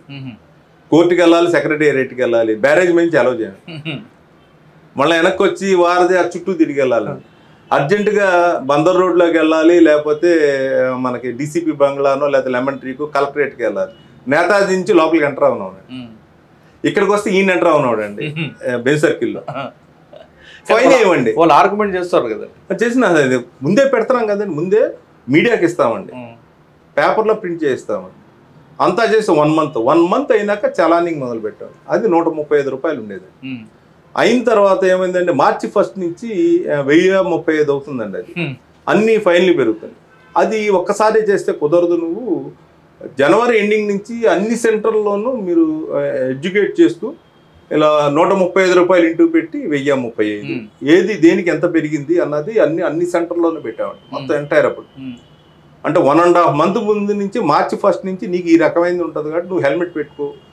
అన్ని చోట్ల మీటింగ్లు పెట్టేవాళ్ళు, పబ్లిక్ ఇలా ట్రాఫిక్ హోల్డ్ చేసిన మైక్ పెట్టుకుని ఇలా వ్యాలిడ్ డ్రైవింగ్ లైసెన్స్ పొంది ఉండండి, పొల్యూషన్ సర్టిఫికేట్ పెట్టుకోండి, ట్రిపుల్ రైడింగ్ ఎక్కదు, ఇలా అన్నీ పెరుగుతున్నాయని చెప్పి పెట్టిన తర్వాత March 1 నుంచి మొదలు పెట్టారు. సార్ మీరు వాళ్ళు ఆపుతారు, చలానం వేయిస్తారు, ఓకే. ఇది కాకుండా వాళ్ళతో మాట్లాడడం, ఆ పేషెన్స్ అనేది ఇక్కడ వస్తుందండి. చాలా చికాకుగా ఉంటుంది సార్. ట్రాఫిక్ పోలీస్ అని పొద్దున్న వస్తారండి, రాత్రి వరకు ఉంటారు. 8 hours కదా, 11 hours డ్యూటీ చేస్తారు. వాళ్ళు 11 hours ఏ మనిషికైనా సరే క్రమేపీ ఉద్యోగం తెస్తే ఆ ఎనర్జీ తగ్గిపోతుంటుంది. కరెక్ట్గా ఆ టైంలోనే ఒక 2-wheeler వచ్చి మీరు ఆర్గ్యుమెంట్ చేస్తాడు, మీకు ప్రొవోక్ చేస్తాడు, గొడవ. అది కరెక్ట్ వర్డ్ ప్రొవోకింగ్ అన్నది కావాలని చేస్తారు. మరి అప్పుడు పక్కన ఎవడో మమ్మల్ని బ్యాడ్ చేయడం కోసం వాడు చేసిందంతా కనపడదు, మనం ఒక మాట జారినప్పుడు ఆ టైంలో మీ వాళ్ళకి ఆ ఓపిక తీసుకురావడానికి మీరు మీ వాళ్ళకి ఎలా మోటివేషన్ చేస్తారు? అందరూ కూడా మార్నింగ్ 7 to 8 నాది టెలికాన్ఫరెన్స్ ఉంటుందండి. దానికన్నా ముందు 6:30 to 7 వీళ్ళు ఉంటుంది. 8 to 9 ఏమో సిపి సార్ టెలికాన్ఫరెన్స్ ఉంటుంది రెగ్యులర్గా అండి. అది కాకుండా రోల్ కాల్ పెడతారు, మెన్నందరికీ 1కి 4 సార్లు. అలాగే ఒక ఫ్రస్ట్రేషన్లో మైక్ మాకు పిఎస్ సిస్టమ్స్ 12 సెంటర్లో సార్ పెట్టించారు. అది మీరు అన్న ఫ్రస్ట్రేషన్ అక్కడ ఆగమని చెప్పిన తర్వాత గబాలను ఎవడ వెళ్తాడు, గుద్దుకోపోతాడు, యారా అని చెప్పి గబాలన బుద్ధి లేదా అని అంటారు. అలా అన్నప్పుడు కూడా పబ్లిక్ మళ్ళీ సిపి సార్ కంప్లైంట్ అంటే నీ మైక్ పట్టుకుని జాగ్రత్తగా కౌన్సిల్ చేయి, ఆడికి ఆ పేషెన్స్ ఉన్నవాడు చక్కగా మాట్లాడగలిగిన వాడికే మైక్ ఇవ్వు లేకపోతే ఇవ్వద్దని చెప్పారు. అలాంటి వాడినే సెలెక్ట్ చేసి మళ్ళీ మార్చడం, వాడిని కౌన్సిల్ చేయడం, ఇవన్నీ జరిగినాయండి. తొందరపాటు ప్రొవోకేట్ అవ్వడం మేము కూడా జరిగినాయి. వాటిని ఒక్కొక్క దాన్ని పాజిటివ్గా తీసుకుని ఎవరన్నా ఇలా మీరు ఎలా అంటారా మీకు అంటే మేము రెక్టిఫై చేసుకుని నిదానంగా ఇంకా చాలా మిస్టేక్స్ ఉన్నాయండి మా వైపు నుంచి కూడా. సార్ ఇక్కడ బెజవాడలో బాగా ట్రాఫిక్ అంటే బెంచ్ సర్కిల్ కాకుండా బాగా అంటే జామ్ ఉన్న ఏరియాలు ఎన్ని ఉంటాయి, బాటిల్ నెక్ ఏరియాస్ ఎన్ని ఉంటాయి, బ్లాక్ స్పాట్స్ ఎన్ని ఉంటాయి? బ్లాక్ స్పాట్స్ మొత్తం ఎన్టీఆర్ కమిషనరేట్లో 132 ఉన్నాయండి. బ్లాక్ స్పాట్ అంటే దాని డెఫినేషన్ కూడా ఉంది కదా, 500 మీటర్ రేడియస్లో 5 yearsలో ఇన్ని యాక్సిడెంట్ 10 deaths అయినా కూడా 10 యాక్సిడెంట్ కేసెస్ అయినా 5 deaths అయినా ఇలా ఉంటుంది. అదిక ఎక్స్టెండ్ అయితే 600 మీటర్ల వరకు అని అలాంటివి 132 ఉన్నాయండి. మీరు ట్రాఫిక్ పాయింట్స్ కనుక చూసినట్టయితే మీకు బ్యారేజ్ దగ్గర మనకు అమ్మారుగుడి అది ఉంది కాబట్టి అక్కడ ఉంటుందండి. వారధి మోస్ట్ ప్రోన్ అండి అది. పిఎన్బిఎస్ అంటే పండిట్ నెహ్రూ బస్ స్టాండ్ దగ్గర ఉంటుంది, కానీ అందుకని అక్కడ 5 మైకులు ఉన్న సిస్టమ్ పెట్టడం జరిగింది, పిఎస్ సిస్టమ్. ఇదివరకు ఇప్పటికీ చాలా మెరుగండి. అక్కడ అండర్ పాస్ ఏదైతే ఉందో అక్కడ పబ్లిక్ నడిచి వెళ్తూ ఉంటారు, వెహికల్స్ వెళ్తూ ఉంటాయి. అది గ్రహించి ఫుట్పాత్ వేస్తే బాగుంటుంది. అంటే ఇక్కడ ఏది మనం సజెస్ట్ చేసిన ఇంటర్వెన్షన్ సిపి సారు రాజశేఖర బాబు సార్ పర్సనల్గా వచ్చి ఆయన ఇన్స్పెక్ట్ చేసి ఆయన కన్విన్స్ అయితేనే మనం చేయగలుగుతాం. అది అక్కడ విఎంసి ధ్యాన్ చంద్ ఐఏఎస్ ఉన్నారు, యంగ్ ఐఏఎస్ ఆఫీసర్. వారి కోఆర్డినేషన్ కూడా ఎక్సలెంట్ అండి, మాకు సపోర్ట్. దానివల్ల అది వేస్తే బాగుంటుంది సార్ అంటే ఇప్పుడు అటు ఇటు మీరు చూడొచ్చు. దానికి రైలింగ్ పెట్టి 2 వైపులో ఫుట్పాత్ పెట్టారు. దానివల్ల నాకు అక్కడ కంజెషన్ పోయింది. అలాంటి ఇలాగ స్క్యూ బ్రిడ్జ్ దగ్గర ఒకటి ఇంటర్వెన్షన్ కట్ చేయడం, ధర్మస్థలి దగ్గర అశోక చక్రం ఉంటుందండి, అది ఎక్స్టెండ్ అయిపోయి ఉంటే మొత్తం ఒక 12 feet వరకు ఎంతవరకు కట్ చేస్తామండి మొత్తం ఎక్స్టెండెడ్. ఇలాంటివన్నీ ఐడెంటిఫై చేసి, ఇలాగే మచిలీపట్నం రోడ్లో చూస్తే 4 కటింగ్స్ మీడియన్స్ ఉన్నవి క్లోజ్ చేసి పబ్లిక్ వీలుగా ఏ రకంగా ఉంటాయి అన్నది మనం స్టడీ చేసి పీక్ అవర్స్లో అన్నది అక్కడ కట్ చేయడం. అలాగే రావర్పాడు మీరు అటు నుంచి వచ్చేటైతే ఫ్రీ స్ట్రైట్ పెట్టడం జరిగిందండి. అక్కడ యాక్సిడెంట్ అయిపోయింది. స్ట్రైట్గా రావడం, రావర్పాడు రైట్కి తిరగడం, హైదరాబాద్ ఇన్నర్ రింగ్ రోడ్కి వెళ్ళాలని తిరగాలని 2 wheelers హెవీ వెహికల్స్ పడి యాక్సిడెంట్ అయి చనిపోతున్నారు. అది అవాయిడ్ చేయడం కోసం అలా ప్రతి స్టెప్ అండి. తర్వాత సిపి సారు విఎంసి కమిషనర్గా ఉన్నప్పుడు ఒక డౌట్ వచ్చింది. ఏంటంటే మీరు అందరూ కూడా ట్రాఫిక్ చేస్తున్నారు, పొరుగు రోడ్డు నువ్వు నేను కూడా, నేను పలానా చోటకి వెళ్ళాలంటే బెంచ్ సర్కిల్ బందర్ రోడ్డు వెళ్ళాలనుకున్నా, there are other roads also, ఆ సైనేజ్ తెలియాలి కదా అంటే అది కరెక్ట్ అనిపించి దగ్గర 20 బోర్డ్స్ వరకు ఏ రోడ్లో వెళ్తే షార్ట్గా ఎక్కడికి వెళ్ళొచ్చు అన్నది సైనేజ్ బోర్డ్స్ పెట్టించారండి సిపి గారు మాతో. ఏ ఫంక్షన్ జరిగినా ఇక్కడ మీరు బెంచ్ సర్కిల్ చూడొచ్చు, ఎడ్యుకేషన్ ట్రిపుల్ రైడింగ్ చేయొద్దని చెప్పి, నానా నువ్వు నాకు కావాలని చెప్పి, సెల్ ఫోన్ డ్రైవింగ్ వద్దని అన్నీ ఉంటాయండి, సెల్ఫీ పాయింట్స్తో సహా, హెల్మెట్ వేర్ చేయమని, ఇలాంటివన్నీ అన్ని సెంటర్లో ఉండాలని చెప్తారండి. అలాగే లాస్ట్ టైం దసరా అయింది, భవానీ దీక్ష ఎంటైర్ సిటీ ట్రాఫిక్ ఎడ్యుకేషన్తో ఉంది. ఇప్పుడు మళ్ళీ దసరా వస్తుంది, సార్ అన్ని చోట్ల పెట్టిస్తారండి, అందరికీ తెలియాలి ఈ రకంగా. ఈ బందోబస్తు సక్సెస్ అవ్వడానికి కూడా యుఫోరియా అన్నది 2047 అయిందండి, నారీ శక్తి ఎన్నో ఈవెంట్స్ అయినాయండి. అన్నిటికీ కాదు సైనేజెస్ అండి. వెంటనే సార్ ఇవన్నీ సైనేజెస్ అంటే అన్నీ పెడతాను, పార్కింగ్ ప్లేసెస్ ఐడెంటిఫై చేయడము, వాటికి డైరెక్షన్ ఏ రకంగా వెళ్ళాలని, ఇవన్నీ ప్రిపరేటరీ వర్క్ చాలా ఉంటుంది. సార్ విజయవాడ వరకు తీసుకుంటే ఫ్లోటింగ్ ఏరియా ఎక్కువ ఉంటుంది, విశాఖపట్నం, చెన్నై, గుంటూరు అని కూడా. ఇక్కడ 2020లో ఉన్న రోడ్ స్పేస్ ఇప్పుడు అంతే ఉంది, కానీ వెహికల్స్ మూవ్మెంట్ పెరిగినాయండి, లక్షలు ఉంటుందండి. ఇప్పటికి రోజుకి దగ్గర మోర్ దాన్ 1,50,000 అంత ఉంటాయండి. ఫర్ ఎగ్జాంపుల్ ఇక్కడ మీరు బెంచ్ సర్కిల్ చూసినట్టయితే in and around 67 colleges and high schools ఉన్నాయి, 47,000 స్టూడెంట్స్ ఉన్నారండి, 113 బస్సులు ఉన్నాయండి. మార్నింగ్ 9 and 10 అవే వస్తాయండి, ఈవినింగ్ 4:30 నుంచి 6:45 వరకు ఇవన్నీ వెళ్ళాలండి, పీక్ టైం అందరూ వచ్చేది. అది కాకుండా హైకోర్టు ఉంది, హానరబుల్ జడ్జెస్ 12 మంది, సీజే గారు కూడా విజయవాడ సిటీలో ఉంటారు.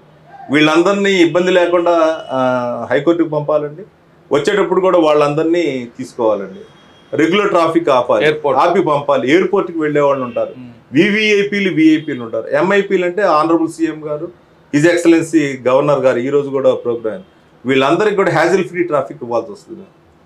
ఒక పక్కన పబ్లిక్ సఫర్ అవ్వకూడదు కాబట్టి కొత్త ఇన్నోవేషన్స్ అండి. సార్కి పబ్లిక్ ఎందుకు అవుతున్నామో తెలియట్లేదు కానీ ప్లకార్డ్స్ పెట్టించేవాళ్ళు, ఏంటంటే VIP movement is held, please bear with us. Okay అంటే వాడికి అర్థం అవుతుంది, అంటే యాక్సిడెంట్ అయితే ఎందుకు ఆపాడో తెలియదు కదండి, అలా బోర్డ్స్ పెట్టించడం, అలా అన్ని రకాలుగా ఎడ్యుకేట్ ఉన్నప్పుడు పెడతారా, ఆ మూమెంట్ ఉన్నప్పుడు కాన్స్టేబుల్ అటు తిరిగి పెడతాడండి, ఎందుకు ఆగింది అన్నది అదండి. అలాగనమాట అండి. అలా ఇన్నోవేటివ్ థాట్స్ మాకన్నా సిపి గారికి వస్తూ ఉంటాయండి, అది విజన్ వారిది, ఎడ్యుకేషన్ ఎడ్యుకేషన్ మీది. సరే మీరు చాలా మందికి మాట్లాడుతుంటారు కదా, బాగా ట్రబుల్ మాంగర్స్ ఎవరండి ఎక్కువ ఆర్గ్యుమెంట్ చేసి డ్రంక్ డ్రైవ్లో దొరుకుతారా, ఎక్కువ ఎక్కడ దొరుకుతుంటారండి?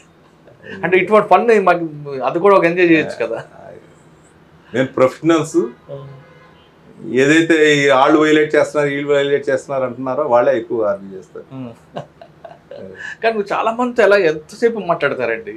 అలా అలవాటు అయిపోయిందండి అది. అయినా ఇప్పటికీ బరస్ట్ అయ్యేవాళ్ళు ఉన్నారు, మళ్ళీ వాళ్ళని కౌన్సిల్ చేయడం అలా కాదని అది అడ్వాంటేజ్గా తీసుకుని కొంతమంది ట్రాల్ చేయడం అన్నీ జరుగుతూ ఉంటాయి. అఫ్కోర్స్ పార్ట్ అండ్ పార్సల్ మాది డ్యూటీలో భాగంగానే ఎంతవరకు అందరూ అదే సహనము అలా ఉంటే సమాజం ఎప్పుడో బాగుపడిపోతుంది. మీకు పట్టుకున్న వాళ్ళు మీకు బాగా నవ్వు తెప్పించే సంఘటన గుర్తుంది? నవ్వు కన్నా కానీ బాగా తెప్పించే సంఘటనలు ఎక్కువ ఉంటాయండి.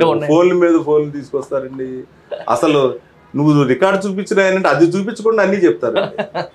ఇంకో వెహికల్ రికార్డు చూడనవరు, వేరే వాడితో మాట్లాడినవరు, ఒకవేళ అదే టైంకి ఆఫీసర్ ఫోన్ చేసి అది మాట్లాడినవాడు, సార్ మాట్లాడండి సార్ బాబా అది ఇది అని చెప్పి అందరికి కూడా అదే ఎడ్యుకేట్ చేస్తాం. ఒక హెల్మెట్ పెట్టిన అంటే దొరలాగా వెళ్ళొచ్చు, హెల్మెట్ చెకింగ్ చేస్తే వెనక పారిపోయి వేరే వాళ్ళని గుద్దేస్తున్నాం, అది కూడా ఎడ్యుకేట్ చేసామండి.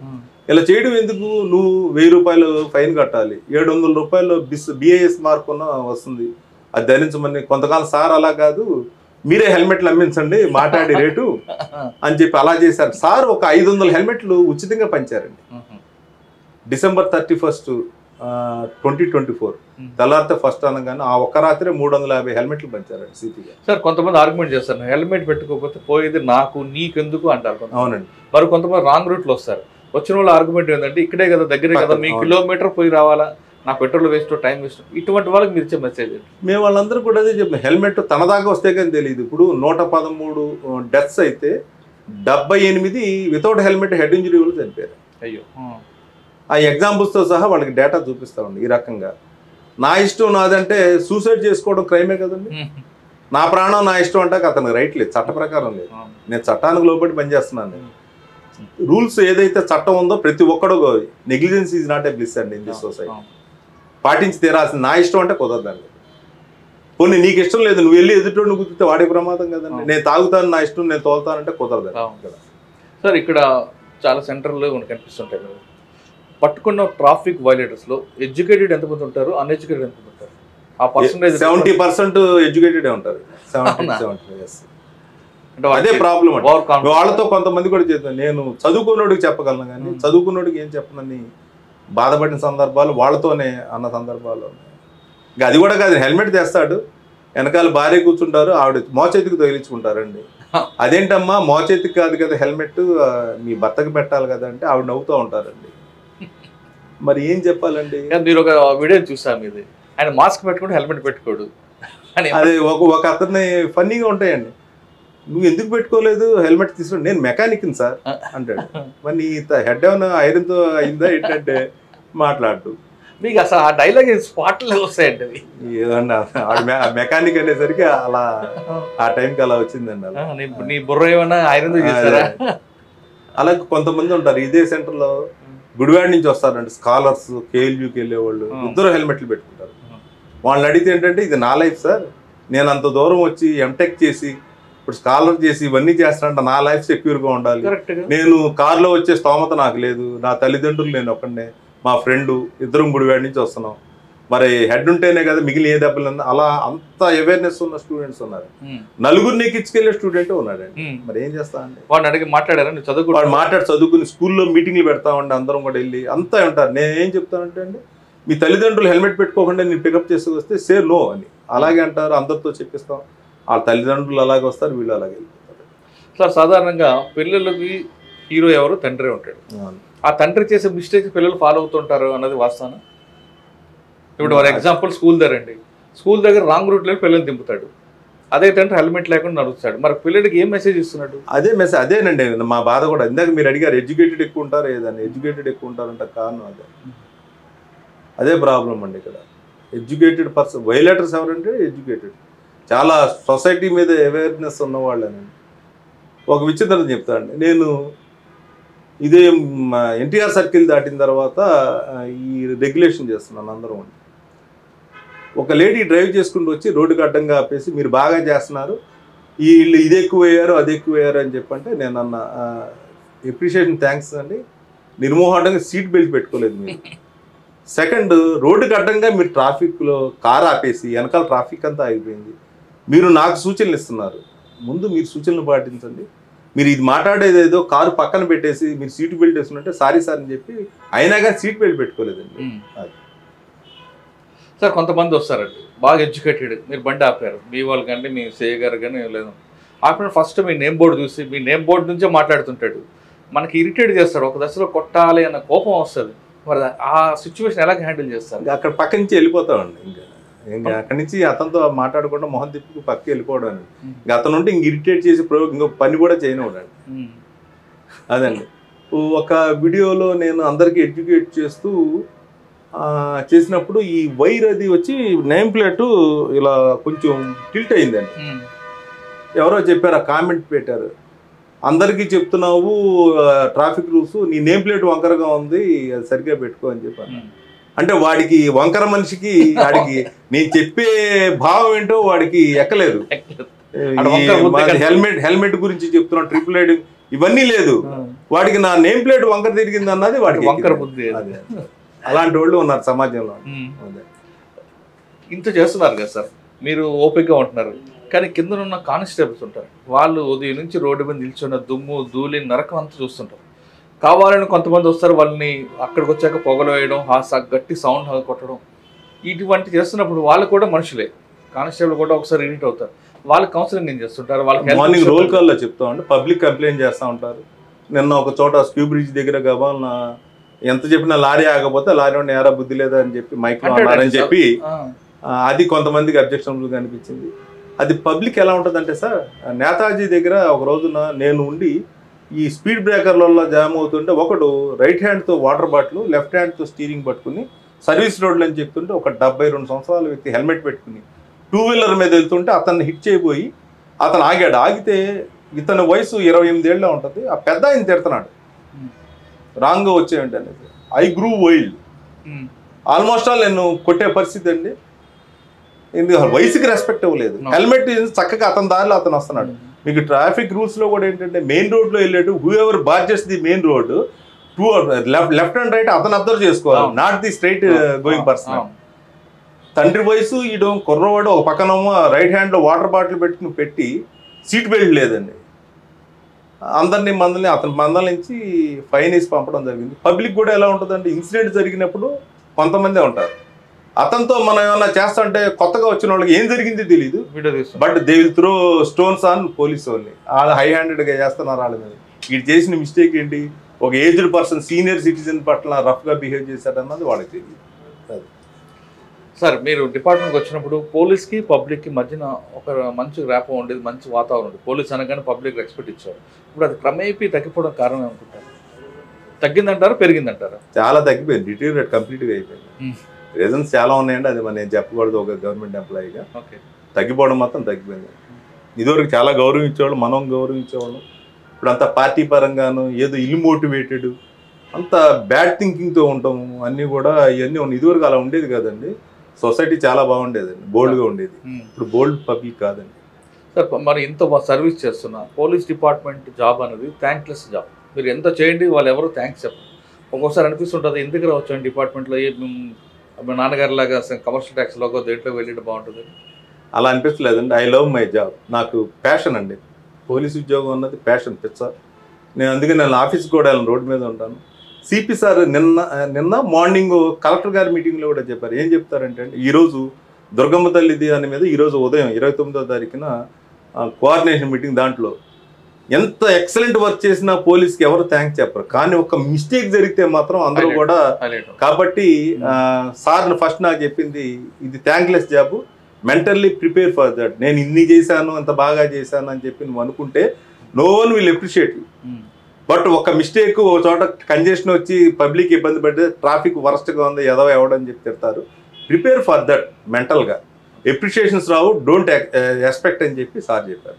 రాత్రి సార్కి ఎవరో ఒక చార్టెడ్ అకౌంటెంట్ గారు ట్రాఫిక్ విజయవాడలో ఇంత కష్టపడుతున్నారు, 10,000 రూపాయలు ఫస్ట్ టైం నాకు విచిత్రంగా ఉంది, 10,000 రూపాయలు చెక్ పంపించి ట్రాఫిక్ వాళ్ళకి వినియోగించమంటే సిపి సార్ నాకు పంపించారండి.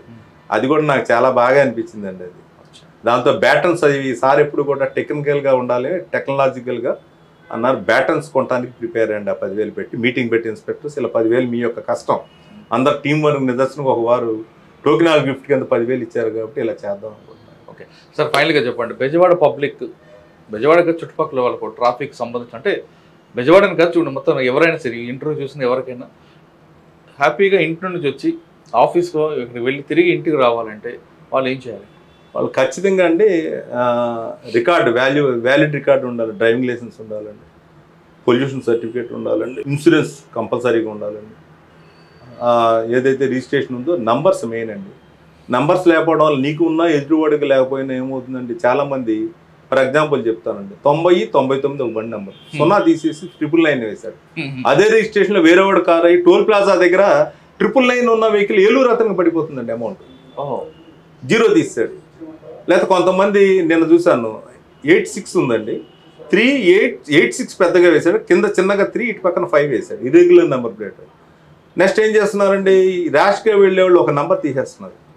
యాక్సిడెంట్ అయ్యి వెళ్తే నాకు సీసీ కెమెరా సిపి సార్ మొత్తం అంతా ఎంటైర్ పోలీస్ కమిషనరేట్లో సీసీ ఫుటేజెస్ అన్నీ పెట్టించారు. తీస్తే ఒక నెంబర్ కనపడుతుంది, ఏ వెహికల్లో తెలియదు, ర్యాష్గా ఐడెంటిఫికేషన్ కష్టం అవుతుంది. కాబట్టి ప్రాపర్గా ఎవడో ఫ్యాన్సీగా వేశాడని ఆ ఫోటోలు ఈ ఫోటోలు కావాలంటే మీరు మిగిలిన బాడీ మీద వేసుకోండి, అభిమాన నాయకులవి.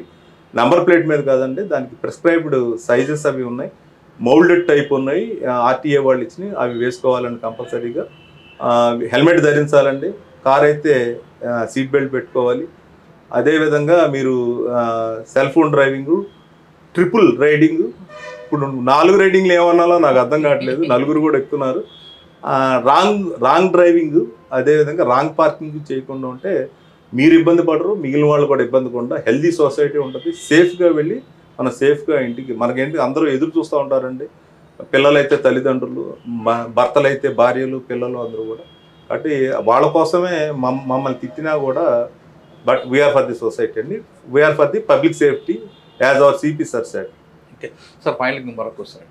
మనం ఒక వైలెట్కి ఎంత ఫైన్ పడుతుంది, ఎంత శిక్ష పడుతుంది అని మాట్లాడతాం. ఒక్కొక్క వైలెట్ హెల్మెట్ పెట్టుకోలేదు 1035 పడుతుంది, హెల్మెట్కి 1035. సీట్ బెల్ట్, సీట్ బెల్ట్కి 235 అండి. అంటే లెక్కలు అది లిస్ట్ చూడాలి. Okay, triple driving, triple riding 2000 అండి. 2000. రాంగ్ డ్రైవింగ్, రాంగ్ డ్రైవింగ్కి 1530, రాంగ్ పార్కింగ్ కానీ రాంగ్ డ్రైవింగ్ కానీ 1535. ఓకే, అదేవిధంగా నెంబర్ ప్లేట్ వైలేట్ చేశారు 185 రూపాయలు ఉందండి ప్రస్తుతానికి. బ్లాక్ ఫిల్మ్ అయినా 185 ఉందండి. ఓకే, నో పార్కింగ్ వెహికల్ పెట్టారు. నో పార్కింగ్ కూడా ఇప్పటి వరకు 3000 రూపాయలు వచ్చిందండి. అది కొత్త దీని ప్రకారం అండి. ఇప్పుడు కొత్తగా ఇదన్నీ అవాయిడ్ చేయడం, ఎక్కడ పడితే అక్కడ పార్క్ చేసి వెళ్తున్నారు, వీలాక్స్ వేస్తున్నారు. 1535 రూపాయలు కలెక్ట్ చేస్తారండి. వీలాక్ పడిందంటే 1535 రూపాయలు కలెక్ట్. ఓకే, ఒక యాక్సిడెంట్ చేస్తారండి, యాక్సిడెంట్ చనిపోతే ఎంత, గాయపడితే ఎంత? అది లాండ్ ఆర్డర్ రోల్ చేస్తారంటే fatal road accident, non fatal road accident, ఆ వెహికల్ తీసుకెళ్తారు. గ్రీవస్ ఇంజురీ కానీ ఫ్యాటల్ అయితే ఎంఈ ఇన్స్పెక్టర్ ఇన్స్పెక్ట్ చేస్తారు.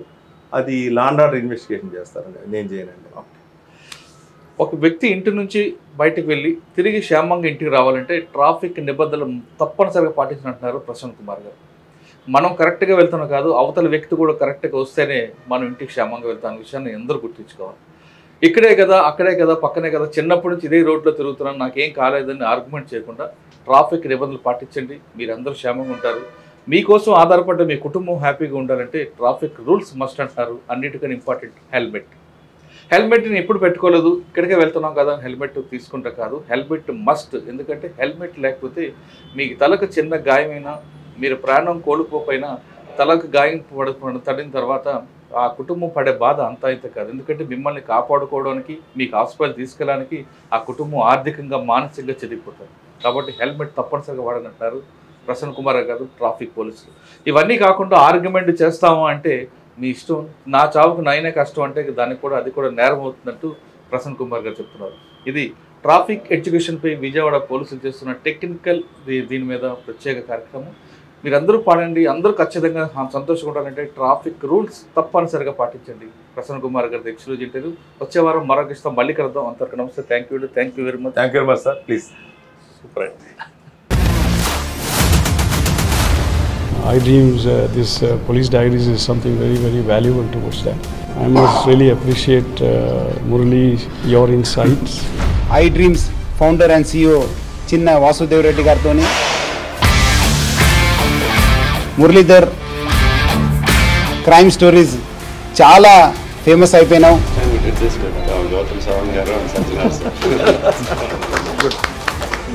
Well done. Congratulate him for doing so well. And I congratulate him, his boss also.